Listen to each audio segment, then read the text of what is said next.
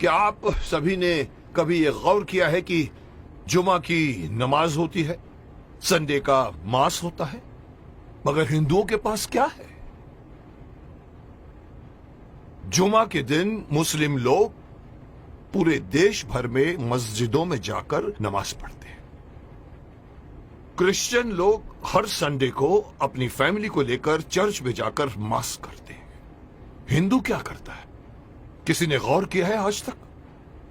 और फिर हम शिकायत करते हैं कि हमारे में एकता नहीं है।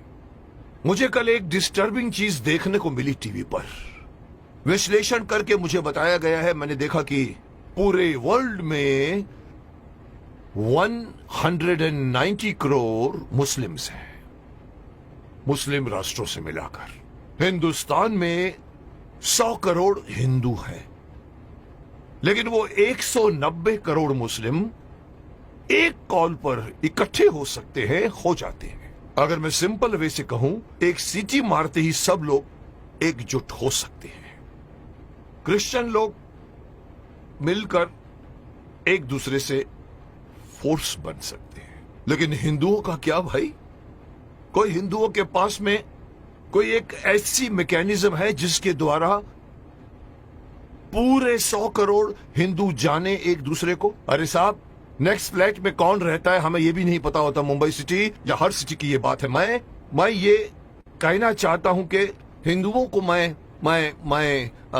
अगेन मैं वही कहूंगा कि मैं कहना चाहता हूं कि मुझे पता नहीं कि मेरी बात में कितना वजन है, लेकिन मैं पूरे देश के धर्माचार्यों को, मैं देश के पूरे संत समाज के जो बड़े बड़े आसीन पदासीन है, मैं उनको कहना चाहूंगा, आह्वान कीजिए, आप एक दिन मुकर्रर कीजिए, एक दिन फिक्स कीजिए, हफ्ते में एक दिन आप अपना लीजिए। और अगर मुझसे पूछो तो वो मंगलवार आ सकता है, क्योंकि मंगलवार हनुमान का दिन है, हनुमान जी का दिन है। एक दिन मुकर्रर कीजिए, एक दिन फिक्स कीजिए, जिसमें पूरे देश भर के लोग अपने अपने इलाके के मंदिरों में जाकर 1 घंटे के लिए बैठ जाएं। क्या करेंगे आप लोग बैठकर? मुस्लिम लोग नमाज पढ़ते हैं, क्रिश्चियन लोग उनका एक अपना सिस्टम होता है, उनके फादर बोलते हैं। आप लोगों को, हिंदुओं को, कोई सिस्टम बनाने की कोई जरूरत नहीं, कोई आरती नहीं, कोई पूजा नहीं। आप ओमकार नाथ का जाप कीजिए। ओम, 1 घंटे तक पूरा, जितने भी लोग, चाहे 50 हो, चाहे 100 हो, चाहे 200 हो, एक साथ मिलकर 1 घंटे तक आप ओंकार नाथ का जाप कीजिए। दूसरा ऑप्शन मैं दे रहा हूं, ओम नमः शिवाय, ओम नमः, इसका पाठ करिए आप 1 घंटे तक, या फिर गायत्री मंत्र का जाप कीजिए।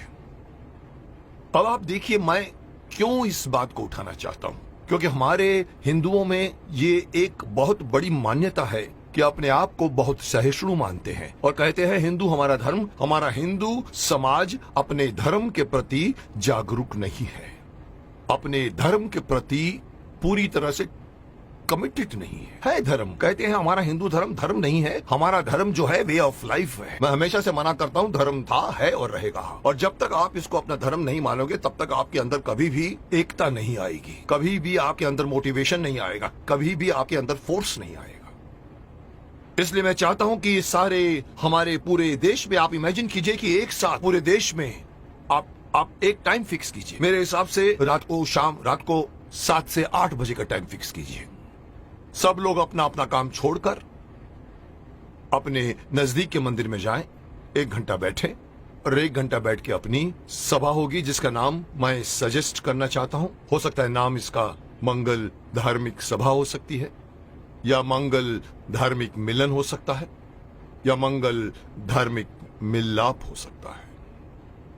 आप लोग वहां जाइए। हर हिंदू, मैं अगेन बात करना चाहूंगा, इसमें बौद्ध भी आ जाते हैं, सिख भी आ जाते हैं, जैन भी आ जाते हैं, उनको भी आना पड़ेगा, उनको भी साथ में आना पड़ेगा, क्योंकि 100 करोड़ में उनकी गिनती होती है।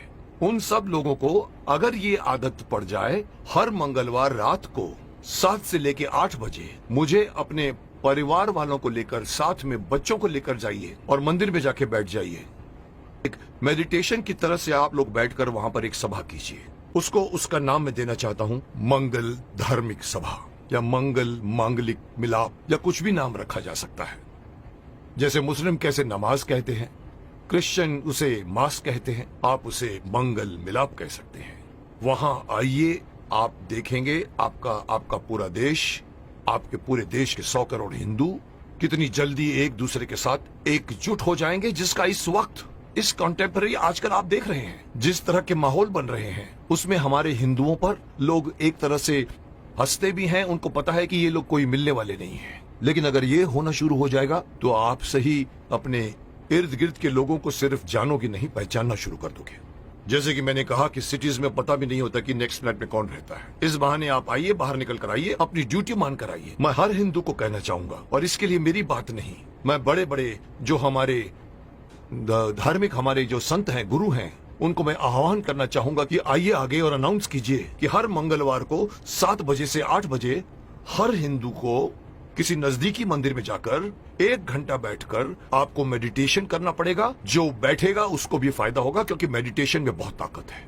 और दूसरा फायदा यही है कि आप लोग मिलोगे, एकता करोगे। और इस वक्त हिंदू समाज का एकता में आना बहुत ही अत्यंत आवश्यक है।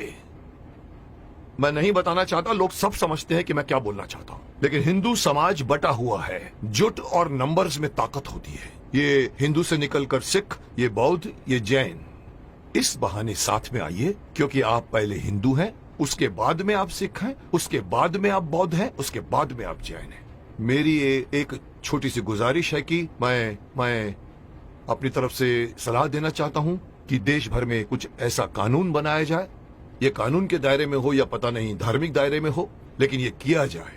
और तब जाकर दोबारा कोई ये नहीं कह सकेगा कि 100 करोड़ हिंदू बटे हुए हैं, क्योंकि हर मंगलवार को एक मांगलीय रूप से मिलते हैं और एक दूसरे के साथ आप बातें कीजिए, मिलते रहिए, लोग एक दूसरे को पहचानना शुरू कर दोगे, जो कभी नहीं करते आप।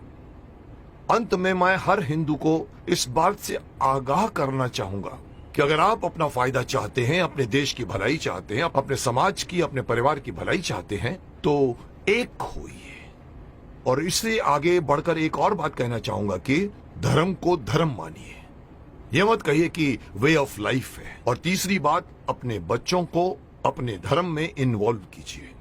मैं अक्सर देखता हूं कि माँ बाप मंदिर में जा रहे होते हैं और छोटे बच्चे मम्मी से कहते हैं कि मम्मी मम्मी मम्मी मेरी सहेली मुझे खेलने के लिए बुला रही है, और माँ कहती जा मत कीजिए। आप उस बच्चे का हाथ पकड़िए और बोलो चलो इस वक्त मंदिर जाना है। ये हर मुस्लिम करता है, ये हर क्रिश्चियन करता है, हिंदू क्यों नहीं करता? इसी का खामियाजा भुगत रहे हैं आप।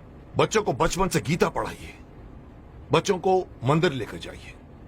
1 घंटा जब भी आप मंदिर में जाते हैं, विजिट करते हैं, बच्चों को साथ में लेकर जाइए, ताकि धीरे धीरे वो अपने देवी देवताओं को पहचानना शुरू करेंगे और एक हो जाएंगे। अब कोई मुझसे पूछेगा सर आपकी ये बात क्यों माने हम लोग, आप होते कौन है हमें ये बात कहने वाले? तो मैं सिर्फ शक्तिमान का एक डायलॉग आपको बताना चाहूंगा, जिसमें पूछा था कि आप कौन है, तो वो कहता है कि ना तो मैं कोई अवतार हूं, ना ही कोई फरिश्ता, बुराई का दुश्मन हूं, सच से है मेरा रिश्ता। दुश्मन मेरे बुरे लोग नहीं, बुराई है। अगर बात मेरी मानोगे तो इसमें तुम्हारी भलाई है।